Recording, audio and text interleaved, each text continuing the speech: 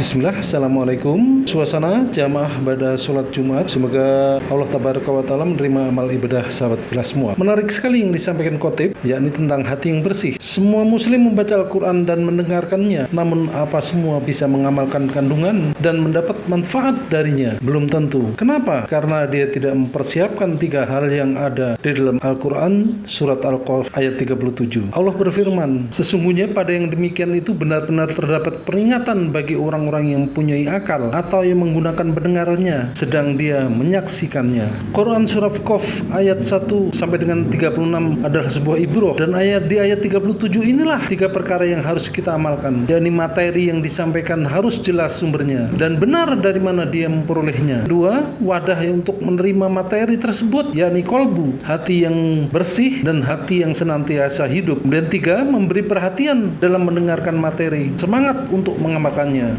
Pertama, Rasulullah SAW sebelum berdakwah, beliau membersihkan hati dari kesyirikan, kebid'ahan, serta kecintaan terhadap budaya nenek moyangnya. Abu Jahal setiap melewati Nabi, ia tutup rapat telinganya. Walau keindahan Al-Quran begitu besar, namun dia tidak mampu masuk ke dalam hatinya karena saking cintanya kepada adat budaya nenek moyangnya. Maka Abu Jahal atau Abu Al-Hakam, walau disebut bapak kebijaksanaan karena terkenal kecerdasan dan kebijaksanaannya untuk masyarakat Quraisy, namun hatinya tidak bisa menerima kebenaran. Walid bin Mughirah dari Bani Maksum yang terkenal seorang penyair yang mahir di suku Quraisy, ketika ditanya Abu Jahal tentang Muhammad, bagaimana jawaban Walid bin Mughirah? Apa Muhammad itu seorang penyair? Walid menjawab, bukan. Kalau gitu dia tukang teluh, tukang ramal, atau tukang cerita palsu? Bukan juga, aku bisa membedakannya. Kalau gitu dia seorang penyihir? Bukan. Walid bin Mughirah memastikan, karena dia paham mana sihir dan mana wahyu. Meskipun dia bisa membedakan antara syair dan wahyu, namun karena dia tidak memiliki hati yang bersih, maka dengan alasan itu dia menolak dakwah Nabi SAW. Ibnu Katsir rahimahullah berkata, larangan melecehkan dan meremehkan orang lain.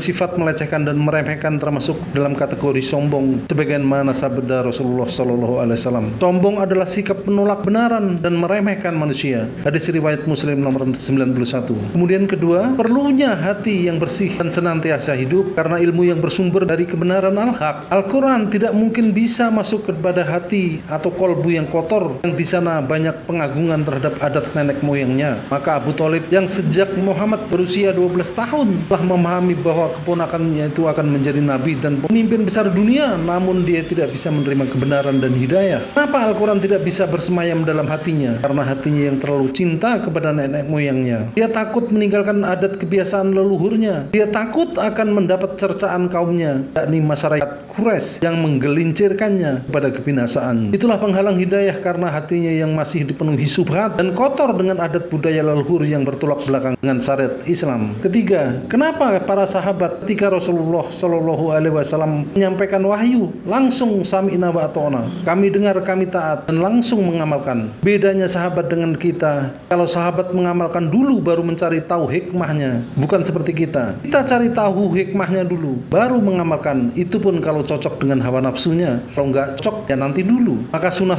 Nabi ditinggalkan karena mereka lebih mendahulukan hawa nafsu dan kebid'ahan. Maka tidak heran cerita khurafat yang penuh kedustaan sangat digemari di negeri kita. Bahkan nyanyian-nyanyian cinta yang penuh syahwat dijadikan sholawat, diiringin berjoget ria, bahkan tidak segan mereka ikhtilaf campur baru antara lelaki perempuan. Astagfirullah, naudzubillah min dzalik. Apa seperti ini cara kita membersihkan hati? Itulah sungguh benar kata Ibnul Qayyim rahimahullah. Tidak mungkin kita bisa mengambil manfaat Al-Quran sebelum kita bersihkan hati. Mari kita bersihkan hati kita dari kesyirikan, bid'ah, khurafat, cerita-cerita dusta dan adat-adat nenek moyang yang menyelisihi syariat. Semoga Allah Tabaraka wa Ta'ala memberikan kemudahan bagi kita dalam mengamalkan syariat dan sunnah Rasulullah SAW agar kita bisa memperoleh kenikmatan hakiki yang dijanjikan Allah Tabaraka wa Ta'ala, yakni jannah. Barakallahu fikum.